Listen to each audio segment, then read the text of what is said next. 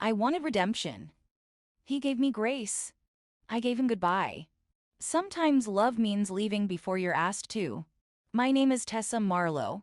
I'm 34 years old, an interior stylist based in Maplewood, New Jersey. I design spaces that feel like healing. Soft light, quiet corners, rooms that breathe, but I couldn't fix the one I lived in. This morning, I told my husband everything. Daniel, he didn't interrupt. He didn't flinch. He just listened. When I stopped talking, I waited for anger, for silence, for something. Daniel looked at me, not like a man betrayed, but like someone who'd already made peace with the worst version of me. I forgive you, he said.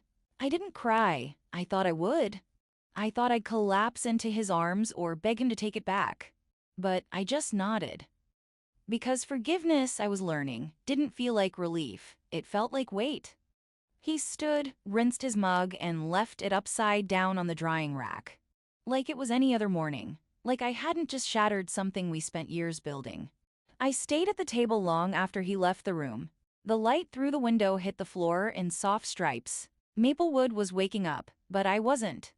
I sat there holding a mug I hadn't sipped from, wondering if forgiveness was the beginning of something new. Or just the quiet start of goodbye.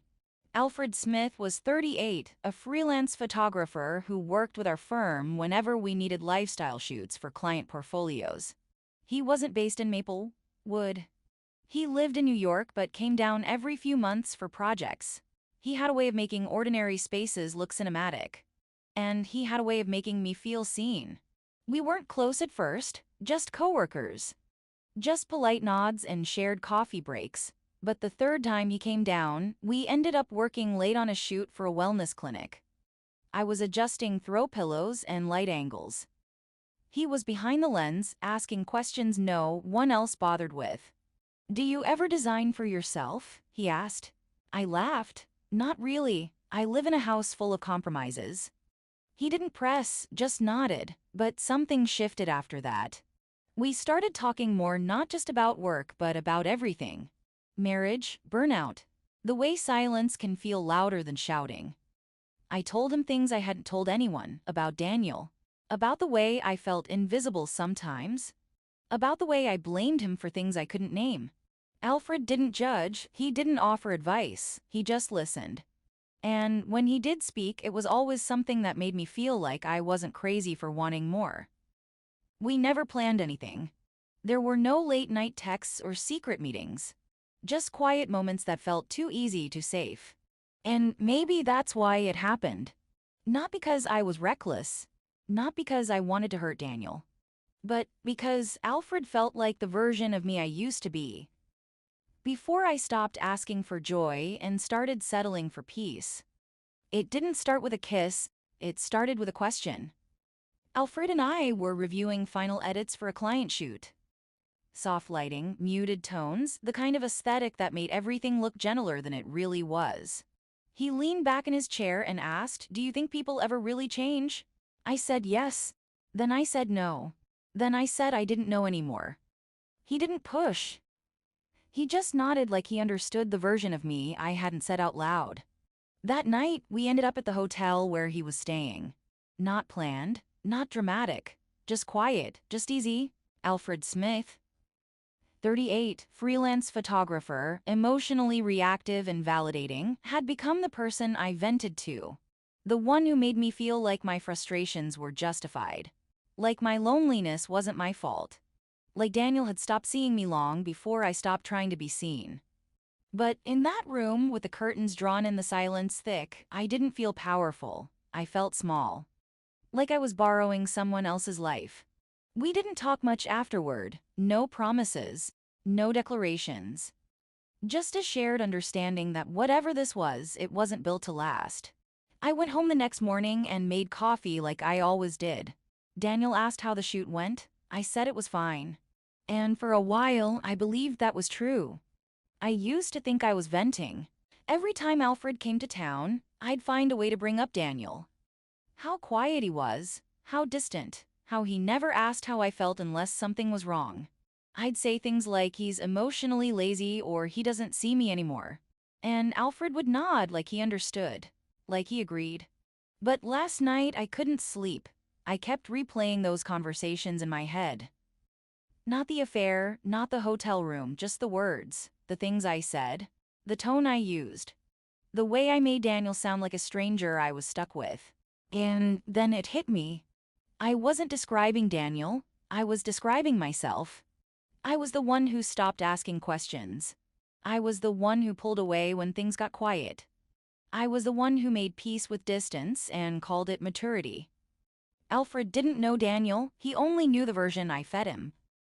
The one that made me feel justified, not guilty, and I let that version live because it was easier than facing the truth. I broke something. Not just between Daniel and me, but inside myself. And now, even with his forgiveness, I don't know how to rebuild what I dismantled. I looked at our wedding photo this morning. We were laughing, not posing, just laughing. I don't remember what was funny. I just remember feeling safe. And now, all I feel is sorry. Not for what I did, but for how long I refused to see myself clearly. I didn't plan it. I just couldn't carry it anymore. It was a Tuesday. Daniel had just come home from work.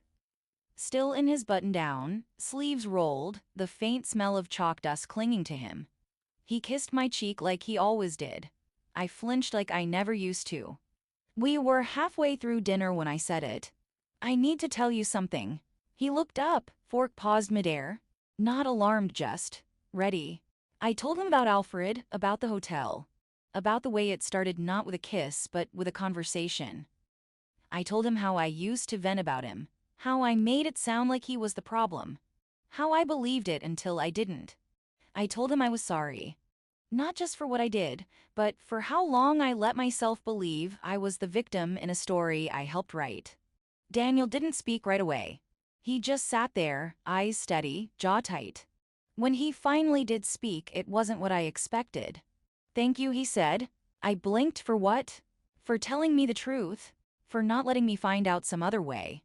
I wanted him to yell, to cry, to throw something, but he didn't.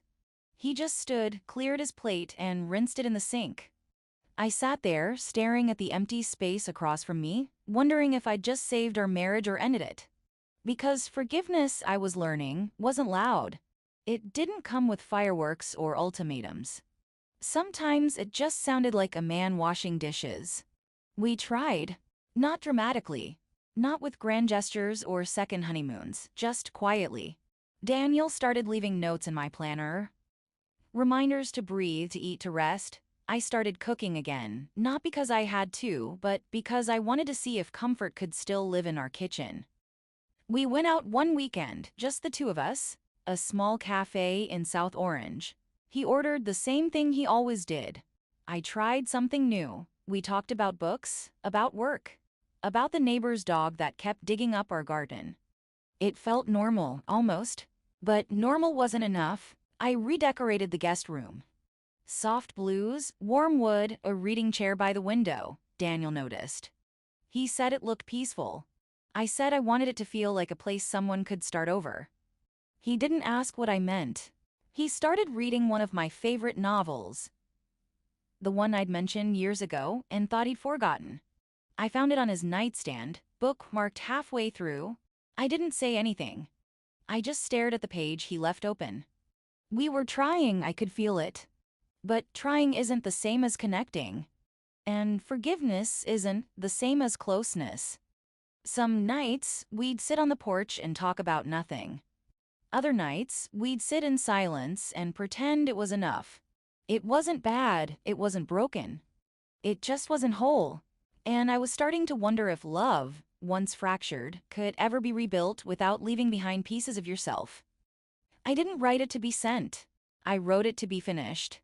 It was a quiet afternoon. Daniel was grading papers in the den. I was in the guest room.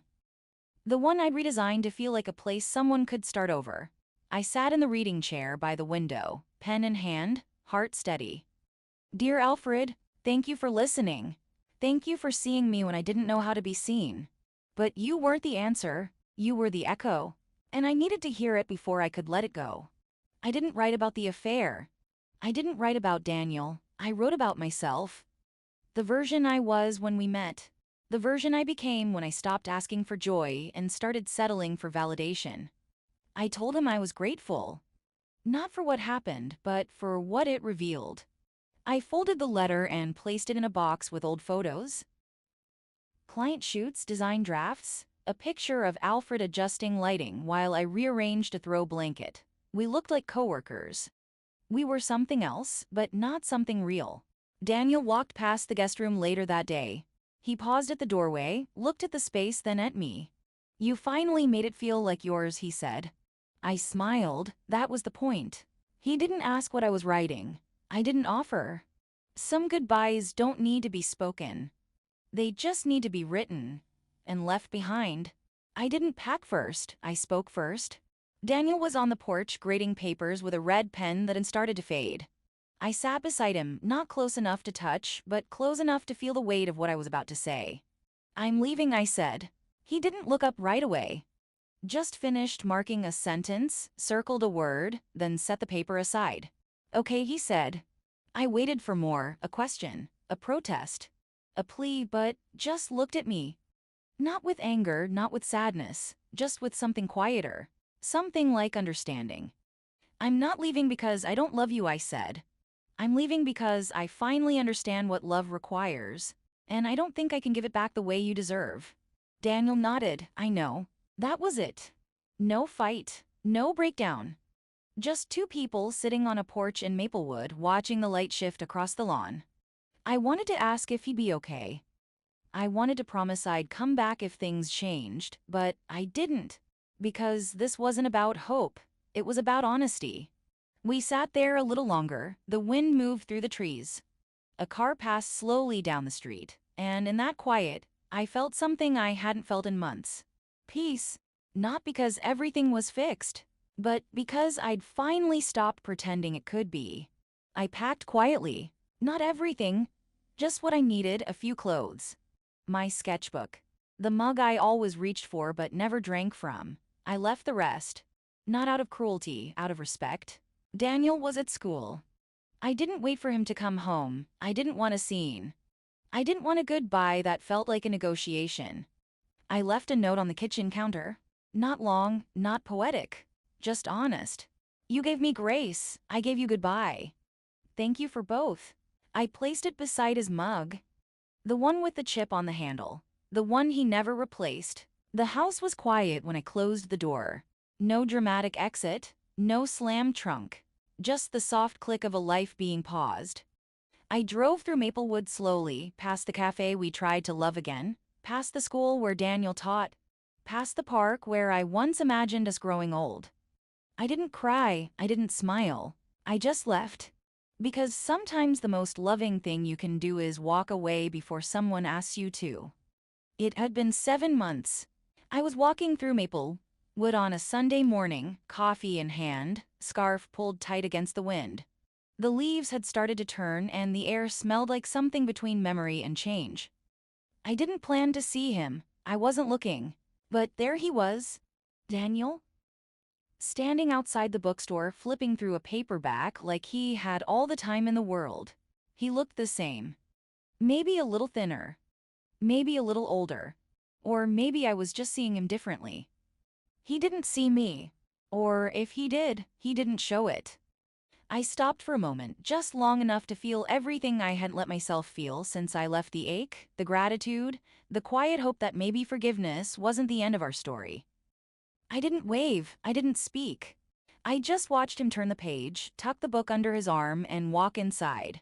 And I thought, if we ever meet again and it's real, maybe grace will mean something more. Then I kept walking, because some promises aren't made out loud. They're made in silence.